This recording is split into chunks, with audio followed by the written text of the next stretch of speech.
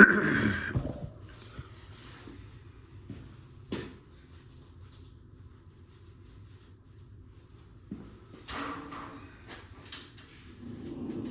so I noticed something the other morning. So what we're gonna do is just kind of glove up. So we're just gonna there is some commitment to her bite, but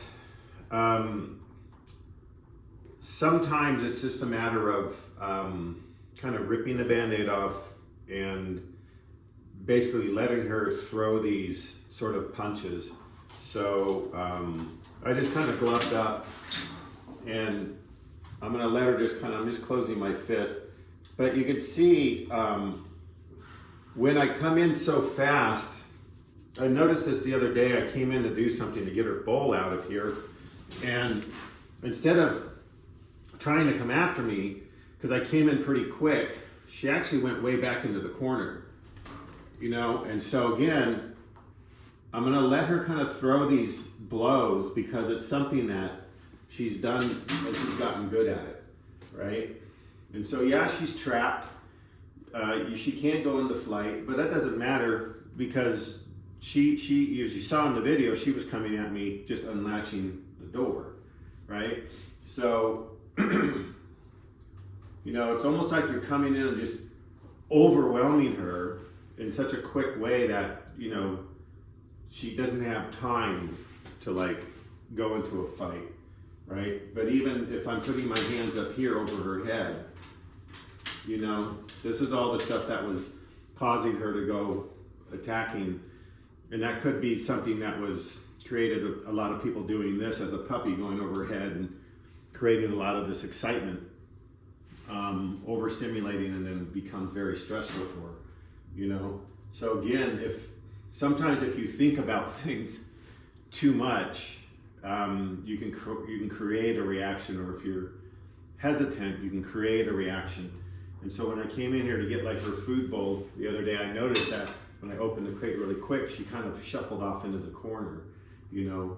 So, but this is, you know, these things just kind of come to you sometimes, and you just have to kind of go in there and do it.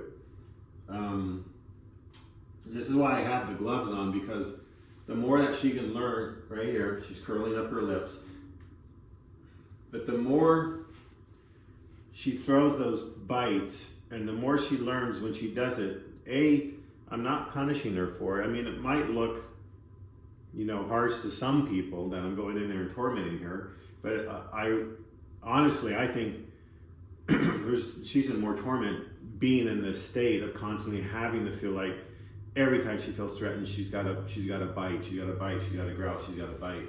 And so again, you see all this shaking, but that's all front-loaded adrenaline for her to go into that fight and go into that fight. So that's just part of it, you know. This paw, this is like an appeasement behavior, you know. And we'll probably have to glove up a few more times to do this, but you know, let me get up.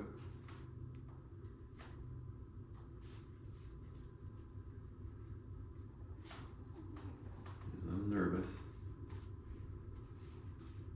Here we go.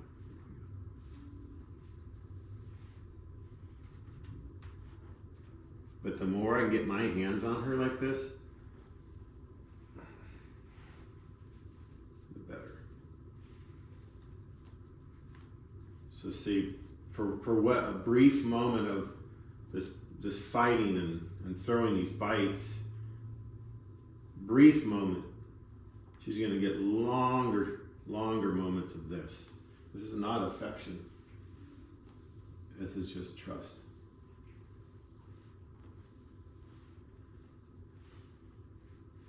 This is just saying, look, I can get my hands on you and nothing bad's going to happen. She's like, oh, this is not a bad deal. So, yeah, sometimes you just have to kind of put the rubber to the road with some dogs. Would be a little bit trickier if she was a much bigger dog. I might take a different approach, but so, you know, this is for me, this is part of the session. being able to put this on, take it off, put it on, take it off. And now if she goes in the flight in the crate, to avoid me, I'm just gonna go in there and get her, pick her up and bring her out. Get her, pick her up and bring her here. Get her up, pick her up, bring her here. And then I'm just gonna show her this is all the good stuff right here. So eventually she's gonna gravitate towards that. But if she goes into the flight, I have no problem going into that crate and getting her and saying, I need you to come here, I need you to come here. And then eventually it's just a reprogramming. You're just creating this different neural pathway now. Instead of her always being loaded to go into a fight, she's gonna be more forward to come to me. That's the goal. All right. Good thing I found my gloves. Took one on the knuckle.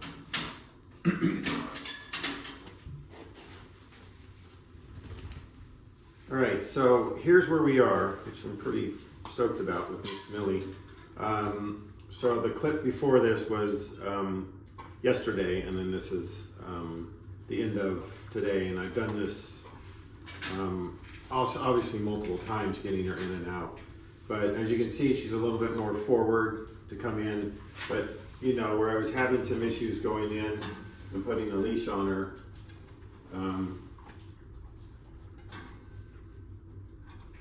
she's still bobbing and weaving a little bit. Here's a big trigger for her, sliding the stopper down. She would always want to come after me for that, because look, you're going right towards her face, right? So, good job. Let's go. Let's go.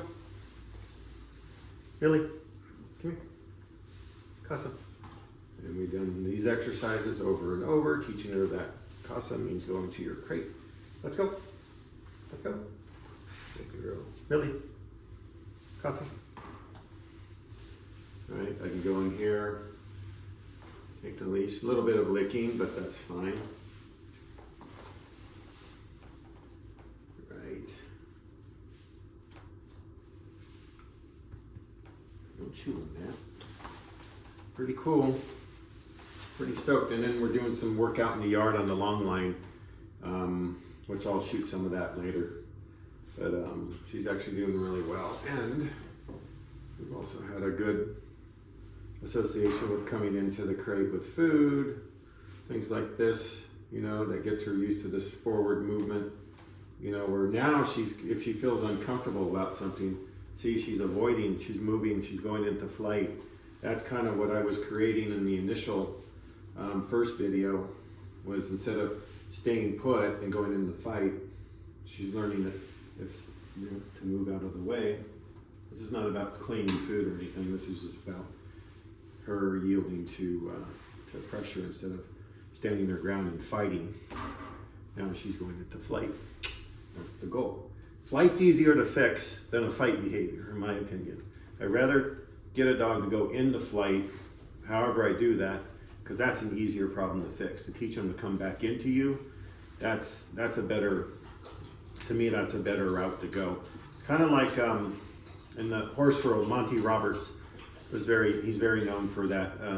He refers to us as join up, where he will put the horse in a round pen into a flight, and obviously this is a prey animal or predatory, and the horse is prey. But again, he'll put the horse in the flight, and then at some point the horse will start signaling to him that it wants to come and join up with him, and then at that point he will shift the pressure off the horse, and then the horse will come in and join up with him. You know, obviously two different species, but similar in that I have a dog like this, I want to send her into flight because for me it's going to be easier, and she's not a confident dog, so, and she actually has really good pack drive. So knowing that, I know that if I was to get her going into flight, it'd be much easier to create or fix the flight side of it, and because she had such a high pack drive. And so that's where we are with Miss Millie. All right. Bon appetit, girl.